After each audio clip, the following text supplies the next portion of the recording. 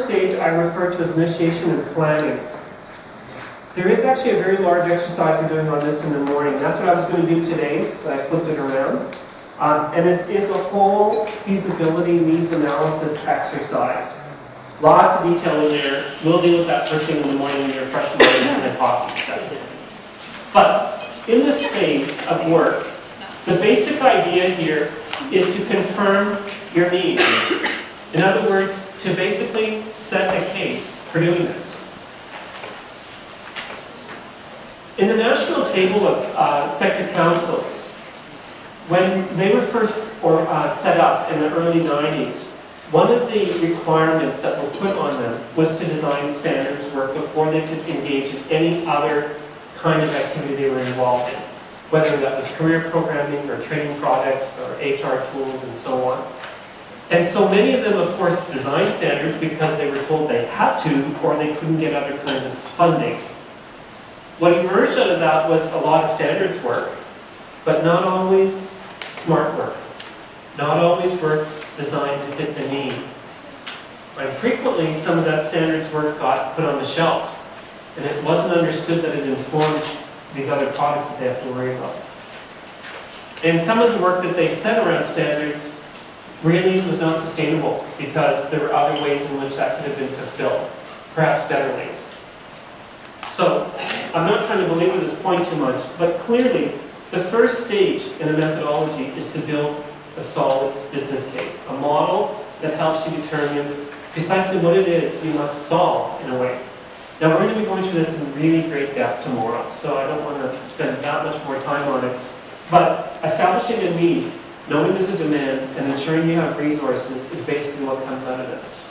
Yeah, if you don't have those elements in place, there really is no possibility of proceeding easily or with great chance of success.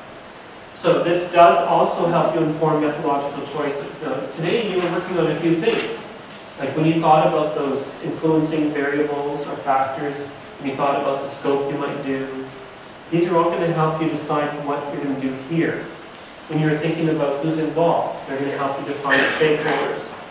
While other planning points we'll talk about tomorrow around money, demand, markets, and so on. So stage one takes a bit of time. In our world, it often is a planning component that informs even funding. If you were to get your funding in advance, you might still do some more forensic planning in order to make sure that your model that you follow afterwards is in good shape. So tomorrow morning, we get to look at this in great detail, and it's not easy work, but it really is important.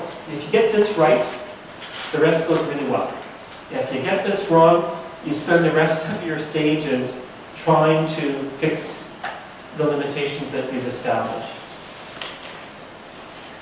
Stakeholder engagement, we looked at a little bit, but I want to re-emphasize that it is a very early stage of your planning. It is fundamental. So it's a strategy and a process that you're establishing around your stakeholders. You defined who they were in part, and you defined why they were important. What this stage would do is really carry this much further. You would define what activity they would undertake, when, how many of them, what defines a stakeholder. There's a lot more detail here, because you've got to set a strategy around it. It's a lot more than just brainstorming who, but fitting it into your entire work plan, so that you're smart with it, that you can define it, and make sure it's complete, and so on. The bottom line is you need sufficient and meaningful representation. So your strategy has to include enough activities to engage them. Not just to define them, but how are you going to get them at that table? Sometimes, by the way, it's not about whether you have resources, like to cover travel, for example. There's lots of different variables about how you engage them. You may identify a stakeholder you know should be at the table, and they're going to go, why would I be there? Well, I don't want to be there. I don't have time for that. But you know that really they're really important. What are you going to do? How are you going to manage that issue?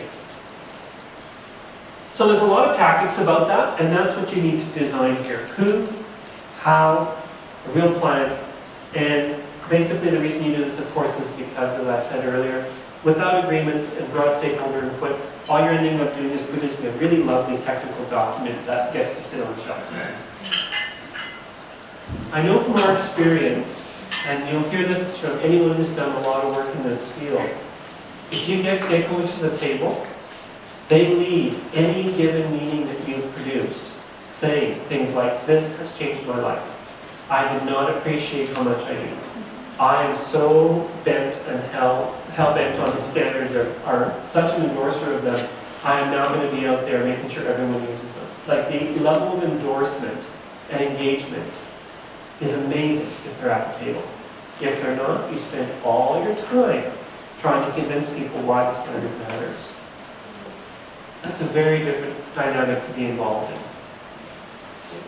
So this plan is important, and you notice these two things I put up front, because if you don't have 1 and 2 in order, don't even bother to proceed. Honestly, I'm not kidding you, it'll just be a lot of very difficult activity outside of that.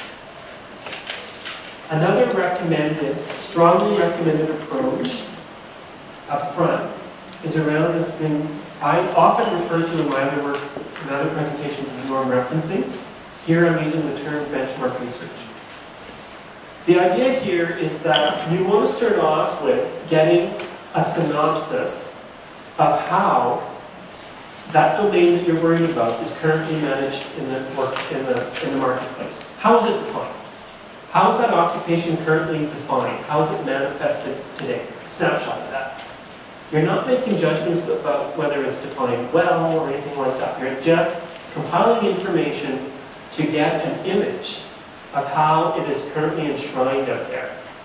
You're going to go to sources like curriculum, company policies, regulatory activities that they may be involved in, other kinds of standards, training manuals, anything that has a formal description, good, bad, or indifferent, that describes the field of practice you're worried about, you want to go after. And strongly recommended that you don't limit it to your territory. In other words, go outside the province, go outside the country. You may also not want to limit it to your sector. If you've got a particular occupational area you're working in that has a lot of cross-occupational, cross-transferable areas, you may want to go and look a little beyond that. Because what will happen here is all of these norms that you were able to identify, you're going to use as a way to define a benchmark. You want a body of knowledge that says, here's how it is defined out there today. It's magical content, by the way, because when you've compiled that, you have a very, very strong foundation to work with when you start now engaging your stakeholders.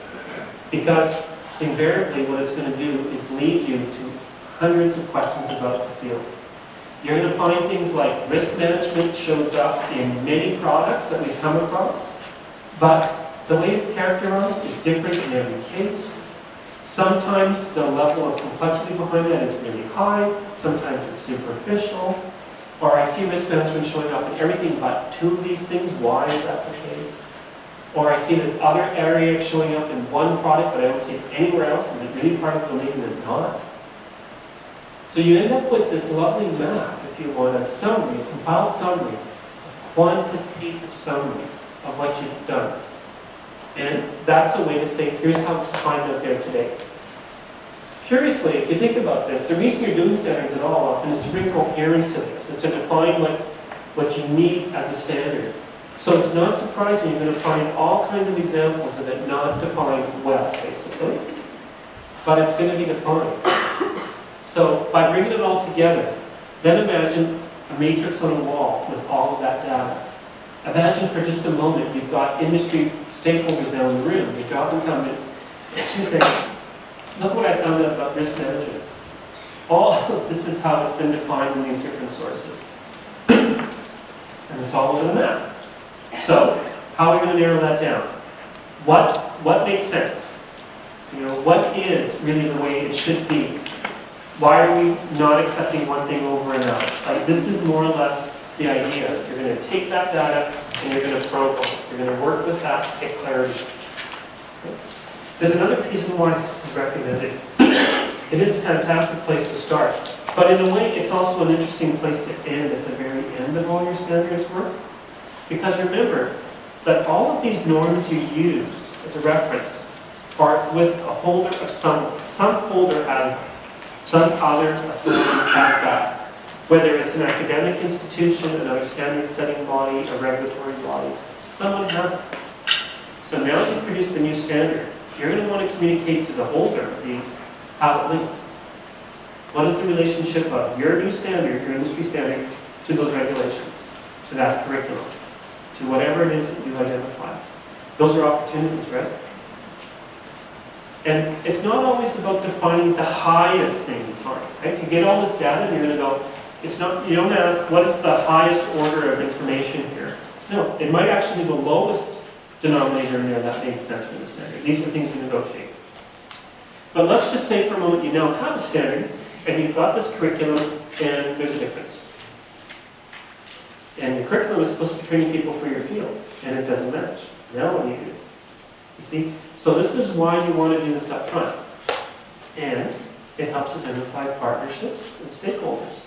So you start saying, I'm going to use the curriculum from College X because they've trained in the field and they should be subject matter experts, and they get involved in the process, and all of a sudden they realize, oh, actually the standards are a bit different than what we're actually teaching. What do we do about that? You see, they start taking ownership, and what you're going to see changes in the curriculum probably. So it's this idea, there's a lot of engagement happening with this at the same time. And it's assuring yourself as well that you're getting the right stakeholders there. You're not forgetting about someone who's already got a stake in the sector. One other note is this concept of partnerships.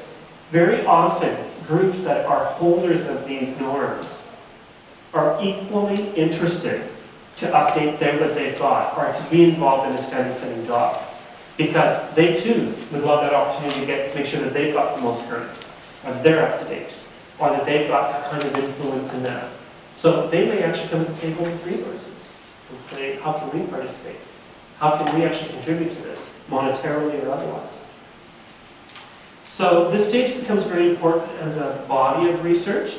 It gives you a benchmark, but it helps you with stakeholders and start to determine some stages from that point on. Now, in certain methodologies, there are some views that when you start working with your subject matter experts, that you start with a blank slate. And there are some proponents that believe it's very important that you do so. If you're of that view, this is still recommended as a practice because you can still start with that blank slate, you can still get them to brainstorm, you can still start to map out what they define. But as an analyst, you still want to go back and say, okay, now you've defined what you think is important, and you've brought up risk management. Let's see what I found. Now that you've defined it, let's pull up what I found in the marketplace about it. Oh, there's differences. Are these differences okay? How do we want to deal with these differences? So you can use it either up front and negotiate it, or at the back, or you can leave it in different ways. Make sense? I strongly recommend, by the way, that when you do that benchmarking work, go far and wide. The broader the reach to see what's out there, the better. You may admit not liking some stuff you see, but that tells you the state of the market. And if you can find standards from other countries and other sectors that are relevant, very helpful. The next job is what often people characterize as basically the task at hand here. Like sometimes in the literature, the only thing you're going to find about what I'm describing is all embodied in this number 4, and that is the actual process to do the occupational analysis work itself. As I say, there are many methodologies out there, prevailing ones. Functional analysis and data are very common in this area. They are rooted in different programs, and they are designed for very specific purposes. Today, very few people would recommend a single standard methodology. They usually will find some hybrid because they acknowledge that their needs are beyond any one of them. So with that in mind, one of the stages here is to make sure you agree on what methodology you want to follow. And there's an exercise I can put you through for that. I don't have it for today's deck, and it wasn't planned for tomorrow, but the idea here is that you decide what are the things that you're going to do in your methodology based on the data we have. And the basic process here is you're going to get your subject matter experts to inform your content. So you're going to go about multiple methods here. Like that original slide of the day, you're probably going to have focus group meetings, you might do surveys, you might do literature researches, other things. Targeting this primary audience, because they are the technical input, and you're going to produce content. This is going to be through iterative stages. It's unlikely you can do this in one meeting. This takes time, it takes iterative stages.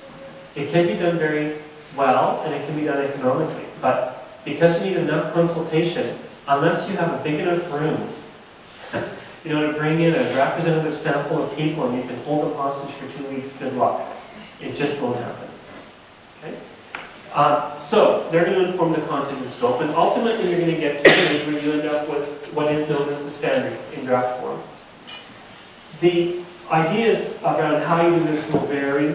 Again, I do recommend that this is done. This is always most fruitful and indeed most economical to bring them in a room and have them debate and talk about issues.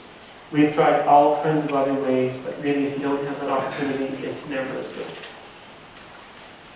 What you want to define very carefully is who your subject matter expert is. You're going to want to recruit them to sit on these committees. So set your bar at the level that you want your benchmark to be. If you said your benchmark is going to be the high performer, then define the high performer. And be explicit as much as you can about what you mean by that. If you say your bar is new entrant, then define your subject matter experts as new entrant and be explicit. So when you recruit, you're going to have people to demonstrate that they fit the criteria you're looking for. Because you don't want to have people show up here that are not quote-unquote qualified. Right? If you're defining new entrant and you end up with all of the superior performers, their understanding of new entrants is long behind them, and it's not going to be right. Right? And if you want high performers, but you bring in a bunch of supervisors and there's really very few performers in there, their image of that high-performing role is going to be very different than job incumbents. So your mix is important, and this being explicit is important. Usually when you broadcast, you're doing standard. You say, we're going to need subject matter experts. We're looking for people with 4 years of experience with this, that, or the other thing. However it defines that profile. You should be flexible, of course, about what that looks like. You never want to limit people. Defining experience is not easy, but remember, you're going to select from a larger audience and make sure you've got the right mix. That process we just did in number 4 is the most lengthy of these because it involves lots of consultation and iterative stages of activity. And so just the issue around the logistics of it, like scheduling, recruiting participants, the recording of it, the documentation, this happens over months. Validation and ratification. This is one of my high levels of interest area of this field is around validation and ratification. I kept it really simple for today, but let's talk about why this is really important. First of all, if you don't do this well, your standard may have a very short life and may not be accurate, may not be complete. It may actually have errors in it. And you have no way to defend that it is actually in good shape. So the process here is equally important as the development one. You need to make sure of a few things. Minimally, that when validating the document, first and foremost, that there are no inherent gaps. Even after all that consultation that you've had, a good analyst almost invariably will always find an area that is considered a gap. It's not explicit enough, or it's talking about a skill and another skill, but it seems like there's no bridging skill. Something's wrong. Or there's data mentioned about like that temperature thing in the food. It's a gap. All that consultation did not get us what we needed. So the first step of validation, in a way, is to go and do due diligence and verify your data and address your gaps. That's usually the role of the analyst. Once that's done, Then you want to go very broad consultation, and your subject matter experts, first and foremost, must be the ones to review this and declare that it meets the standards requirements. In your document, I forget the page about look it up.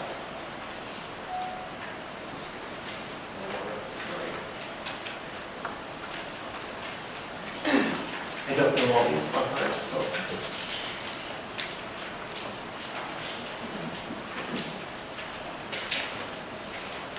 It's number 10.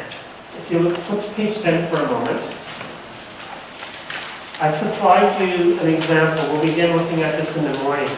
But page 10 outlines for you the example of the quality criteria that you would use when you're involved in this kind of validation. So in other words, when you send out your firm final draft of your occupational standard, and you want your committees to review it and pronounce on whether it meets the requirements it's supposed to, you're probably asking them things like this. On item 10, you're going to see it's going to say, and this is jargony, so you might word this, but does it have the appropriate level of detail? Is it clear? Are we avoiding any complex rhetoric? Is it measurable and attainable? Now, these are usually translated into friendlier terms for people, and part of it is your job analyst role. But in the end, you're going to say, is it accurate? Is it complete? Does it reflect your occupation? Is there anything in here that you don't understand? You have to say yes to all of these, or we don't think of it as validated. Okay? So that kind of list you see on item 10 is part of what would be in part of this process. Okay? Then in this process, when someone comes back and says, no, there's a redundancy, or no, I can't agree with it, you have a problem. You have to deal with that. It does not proceed until you've got consensus. So the bar is high, but it's important. Builds a lot of trust, by the way. Now, to do this well, this process really requires that you also do orientation for people so they know how to review this. Remember, they're subject matter experts in their field. It doesn't mean they're editors or that they're analysts or that they're, unless they are. You're lucky if you're doing a standard for analysts, good luck. You're in the best situation for sure. But imagine for a moment, you're doing a standard for just about any other profession. They're not analysts by trade. They don't look at standards work. That's not their task. So you want to make sure you're doing a good job. You do an orientation with them. What do I mean by saying is it appropriate specificity? What do you look for? What are some examples? You might actually embed right in your draft standard some very pointed questions. This looks like it's incomplete. Is there anything missing? That's the way you need to frame it. Right? And you get all that done and you collect it, and you get agreement. Until you have agreement, you do not have validation. This, by the way, is a good list of criteria, but again, it's jargony the way this is. This is more from an analyst point of view, but that's what we translate into those tools. With the Alliance Sector Councils, I actually produced a resource guide for them that includes some of those examples of tools we might use. Validation is not, and in a way, validation is just about the content. Ratification is a step up. This is your advisory group verifying that you did due process. They're the next step. So remember, we distinguished between the two groups, and we said the advisory group was going to make sure that you had legal requirements, that you followed those principles, that you had the right representation. Well, their job here, while the group's looking at the content, is to review all the process you followed and the documentation. Were those sources of those norms legitimate? Were the committees that were involved in this representative? Did you do what you said you would about disclosing and making sure people couldn't get involved? You know, on and on and on. Because you need them to sign off simultaneously with the people validating content. If there's a gap there, you have to work with either group to address the issue. You get a de facto endorsement if you want by the ratifying group. So think about that for a moment. That means that your advisory panel, you want to have people on there in the end that are de facto endorsing what you're doing. So you're thinking to yourself, I want to have the champion of my sector sitting at that table if I can, because if they ratify the standard, de facto they're endorsing the standard, this will give you a lot of leverage afterwards. They will trust it and they will endorse it as a result. They too, though, are not specialists. Just like the validators are not specialists in validation, they're not specialists in ratification. So your job along the way is to communicate to them what to look for, what's been happening. If you've done it all along, then you're just reminding them at the end. We followed these processes, we did these things, we met these quotas. Can you please verify that you've had the oversight? You know? It goes a long way, by the way, if you do this. It makes all the difference. Historically, what I've seen in a lot of people's work with standards when they have trouble, often the root of the problem is right here. They didn't do validation. Well, they claim they did, and apparently they did. It's called validation. But it wasn't anything like I'm describing here. It often meant sending a document out, and if they got some signatures back, that was it. I mean, basically, though, meant mailing it out and hoping for something to happen. And then they claimed it was done. Oh, and by the way, they only budgeted 2 days to do this at the end of the project when it was already late and hoped that things would be fine and just checked off the box and you got on with it. That, you know, you can do that. I mean, sometimes you're up against the wall and you might do that. But that is going to cause you trouble because when there's errors or other things, you cannot defend what's contained in your standard.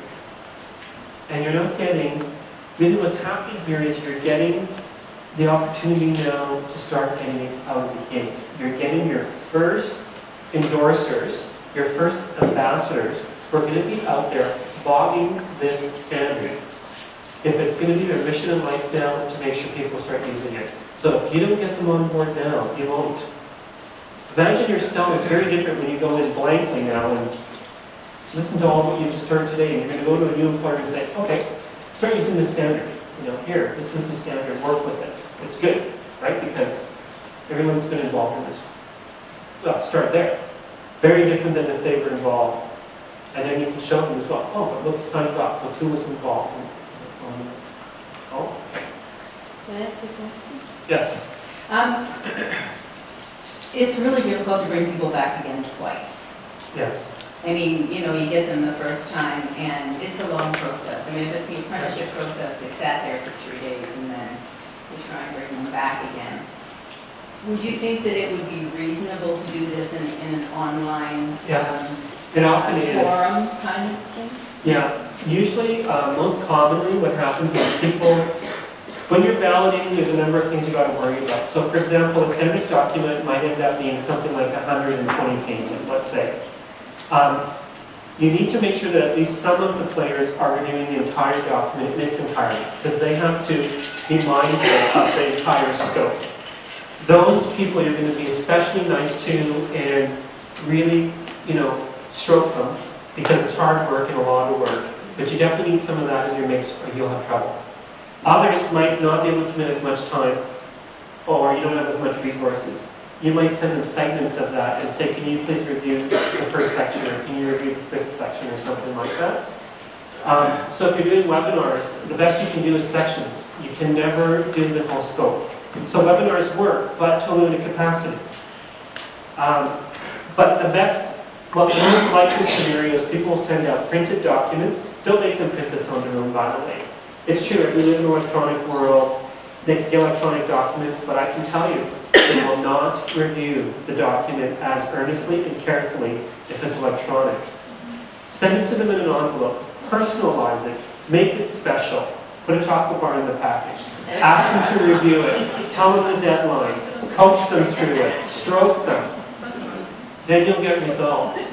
And that can be fairly economical to do. You were going to say something, Jeremy? Yeah, I was just going to add to that. We've done some of this, and in some occupations, when you select people that have never been asked to define their job and talk about their job, what we found is the engagement level has been tremendously high, and they want to stay engaged in the process. So it's been very different from regular committee work that we've done, because, again, in many cases, we're dealing with entry-level occupations, and no one's ever asked them. And so for the first time in their professional life, they're part of defining something important. And they're working with peers across the province or across the country. It's very special. This affinity starts to happen, so. And the other thing about this, which I was remiss in saying, is when you go to validation, you want to go as broad as you can. And that means you're going to go beyond your first group of consultant respondents, right? You'll always end up with a nice core group that's with you all along the way. But when you're validating, it's also your opportunity to expand that market quite a bit. That's why my circle had 2 circles around it. Because you want to bring it, you want to get it out to a much larger audience, people that have never seen it, but are in the field. And also ask them to review and comment on it, because they're not tainted by any of the previous discussions. They're getting fresh eyes on it. So again, mailouts tend to be the most pragmatic approach, economical. They're cumbersome for the analyst. I mean, they get hordes of paper back, right? But they do yield the best results in terms of comments and feedback. The most important thing I would suggest about that is actually make sure your analyst puts very pointed questions in the document for them to focus on. Otherwise, it's daunting. It's not that you don't want to look at everything, but the analyst is going to identify areas in particular. They're going to say, please tell me about this, or please give me examples here, or this is not clear, can someone give me a sense of that? If you get even 5 of those in your standards document, it's going to help you. Yeah, it's a big job for an analyst, by the way, sorting all this stuff out and trying to make sense of what people comment on. The job you're doing here is just bringing coherence and articulating what they do. It's not what people are good at doing, right? You try to find what you do. How hard is that? What do you tell your mother you do? How do you frame that? Not easy, right? And you default to the most ridiculous statement that, you know, it's just, yeah, it'll get you past the question, but it's not really telling them what you do. This is far more forensic, and now you're asking them to get right down to specific details. It's not easy. Okay? That's also why I say things like, at times, again, I'm not dismissing the value of committees. They are inherently fundamental. But at times, you may just be better off at times to also just check other sources as a verification. Nothing wrong with that. Okay? This was that validation checklist I was mentioning that was on number 10. So these are the kinds of things that we would ask the committees to look at. Again, put it in plain language. But if you notice, this is all built on some of the things I was mentioning earlier today. Does the document contain any areas that seem to be repetitive? Might be something we asked when we were reviewing it. If so, where are they? Was there anything in the document you did not understand? Does it look like everything in here is what should be part of your occupation? Is there something missing? These are the questions you would ask around these things. If you answer yes to all of these, it gets through the gate. If there's something missing, tell us what it is. Okay? That's validation. Ratification. That advisory panel, we're asking them to verify. We told you we did all these data sources. We took it from here and there and every other place. Here's what they were. We want you to verify that they were appropriate, you accepted them, they were bona fide sources of information. 2, did the projection we said we were going to meet, did it meet it? We have to coach them through that. You said you're going to define and enter into a field. How do I know? And try to explain that one to an advisory committee member, but you have to. How do you know that's entrant and not expert? How do you know it's at the right benchmark? You need to define that. Show them, prove it, so they can sign off. Projection also, I'm sorry, projection was, you know, is it current, is it future, what is it right? Responsive and compliance. So you know all those factors you mentioned up front. Did your standards reflect it? Did you respond to them? Prove it. Because you want your advisory committee to sign off. Yeah, they proved it. So you can just imagine the difference you're going to get qualitatively in a standard if you have this type of in-depth validation. But you can also remember what it takes to do this, right? The effort it takes to communicate this, due diligence around it matters. So this is all built into your plan. It goes rather easily, by the way, if you just get your life organized up front.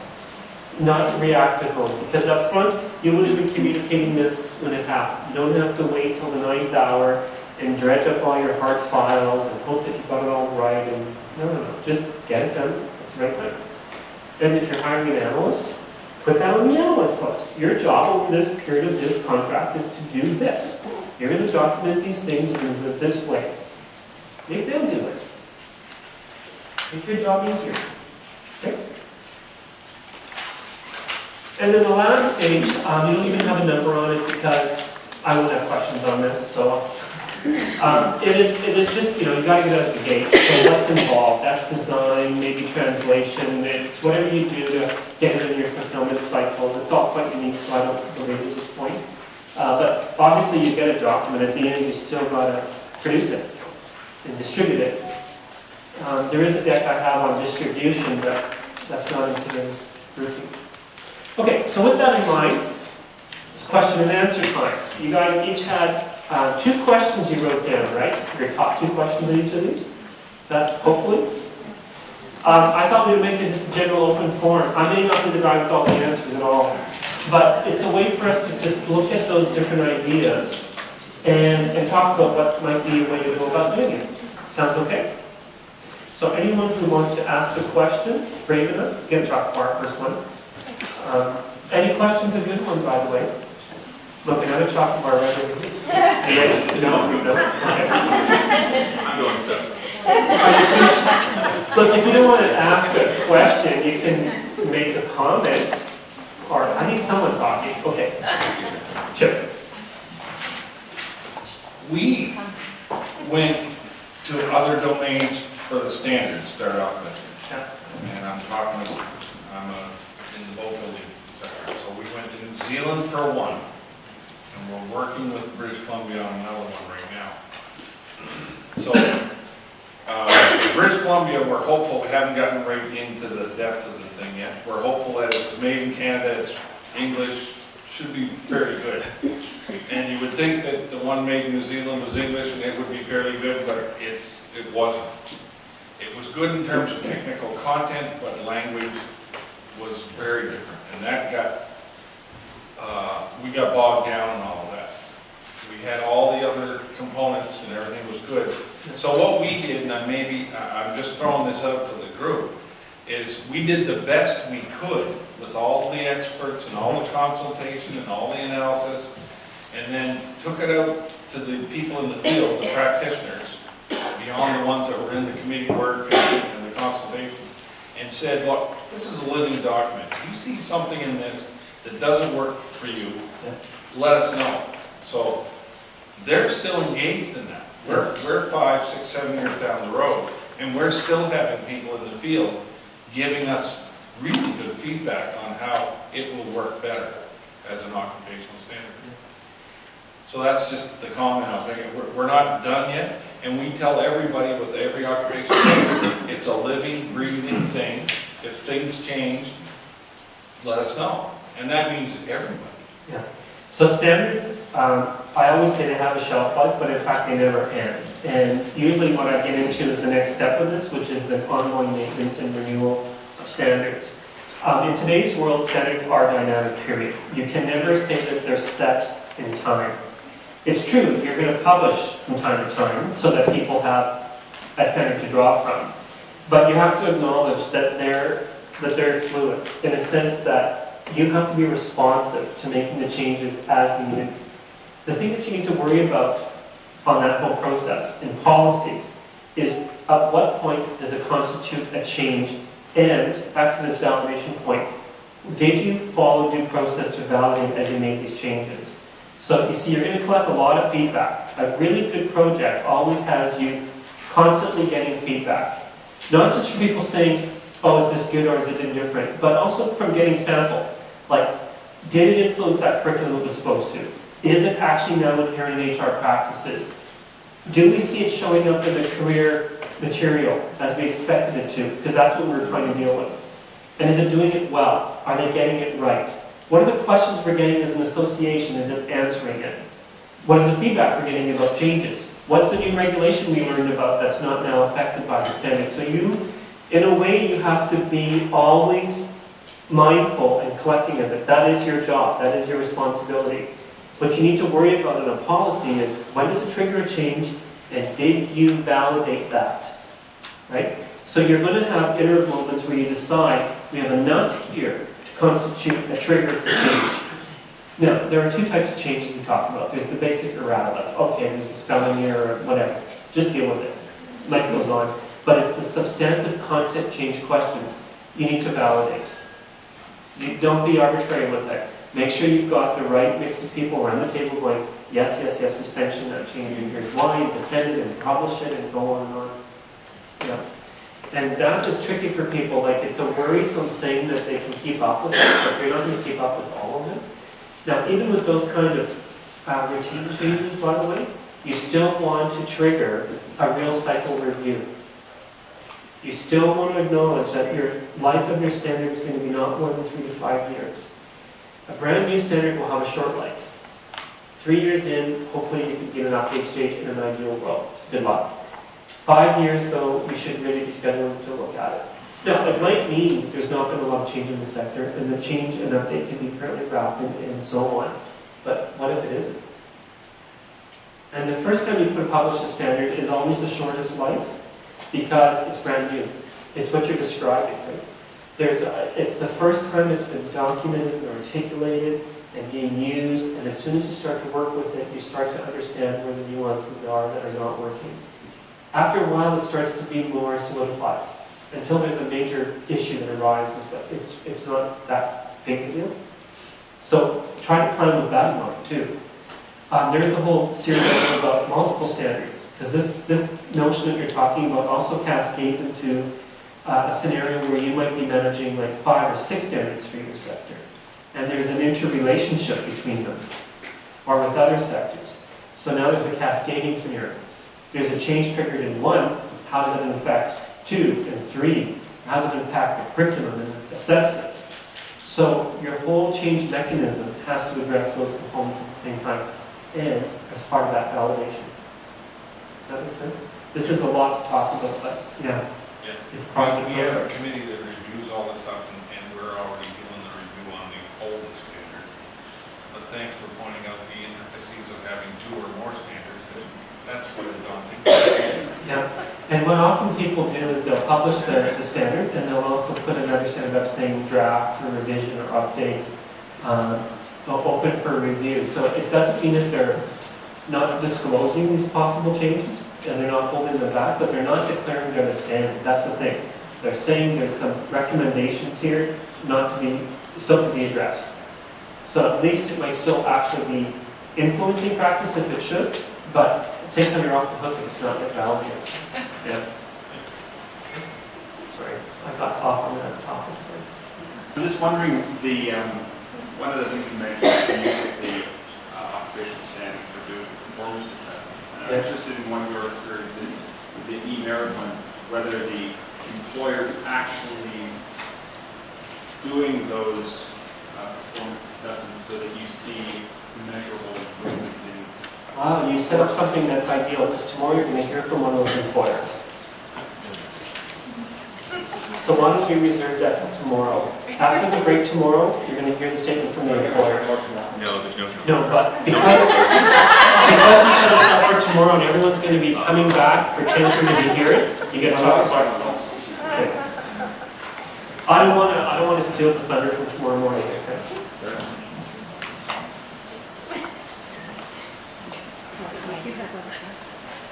I just wanted to make a statement around the validation, and when you do it well, it helps in a lot of areas in the sector, the credibility of the sector, government's perception of certain things, and when you can point and show the people that have been involved in the development and the industry supports it, it just changes everything. It takes a little while, but it's tremendously important, and you may have another group in your sector or another party who wants to come up with something different. It just changes everything if you do it right. So process it, and this one is really important. So I'd stress that because it's really helpful from a tourism perspective. And I want to add that I often include on this slide, one of the reasons why we do this is to build influence. Yeah.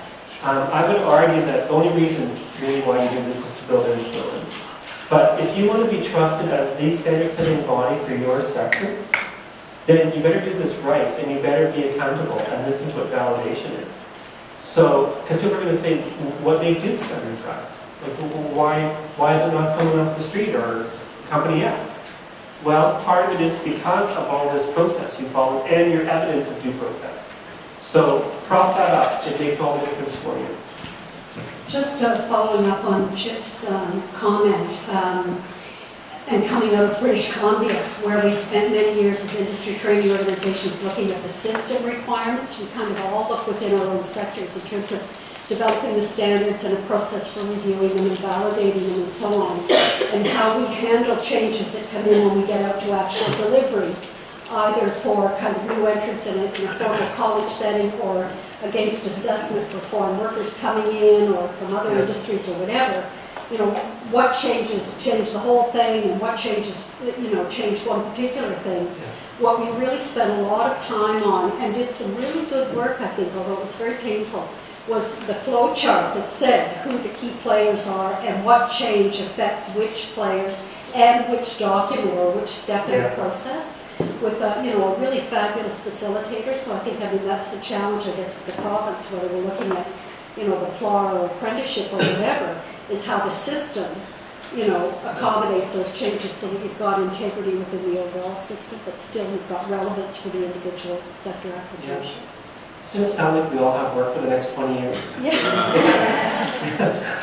But it's true. I mean, you're in the end, as a standard-setting body, you're influencing practice, and it is connected to people everywhere. So you have big responsibility, and you have a responsibility to make sure that you're responding to those needs. Diana? Every time I hear this and I see this group of people in the room, I'm thinking, who the hell's going to pay this?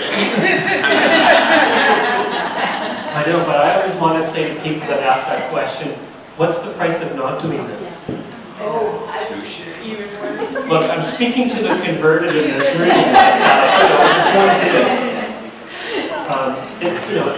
That is the point.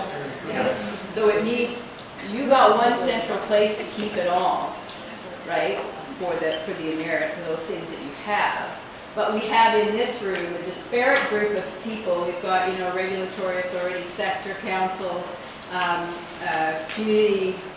I'm not sure exactly what you are, but anyway, well, just an community organization. Yeah. And how do we make this all stick together, right? We're going to be Because ship exploring does that something, tomorrow. somebody does something, and Tomorrow, at our last segment of the day, that is the question, and that is what we're going to explore. And there are some ideas about this.